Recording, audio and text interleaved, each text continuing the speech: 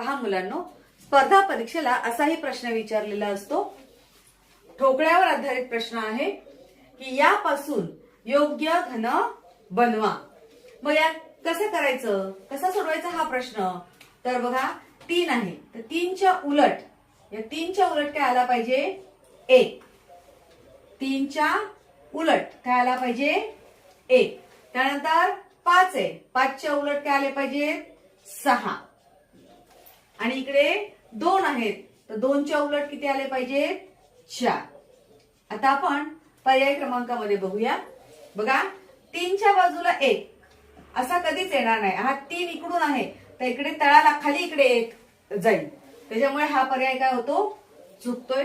त्यानंतर 5च्या बाजूला 5च्या अपोजिट 6 यायला पाहिजे, पण इथे बाजूबाजूला दिसतोय आपल्याला, त्यामुळे हा पर्याय सुद्धा चुकीचा आहे. त्यानंतर बघा 2च्या उलट 4 पाहिजे, पण इथे 2 आणि 4 पण आपल्याला बाजूला बाजूला दिसतात, त्यामुळे हा पर्याय सुद्धा चुकीचा आहे. मग हा पर्याय बरोबर कसा आहे? तर 1च्या अपोजिट या ठिकाणी 3 पाहिजे. मग हा 1 इथे आहे, तर याच्या तळाला इकडे 3 आहेत. 2च्या अपोजिट आपल्याला 4 पाहिजे, इकडून 2 आहे, तर त्याच्या पलीकडून इकडून 4 आहेत, आणि इकडे 5 आहे, तर या बाजूला किती असणार आहेत? 6 असणार आहेत. म्हणून आपला पर्याय क्रमांक 3 हे उत्तर बरोबर आहे. आलं लक्षात? घ्या लिहून.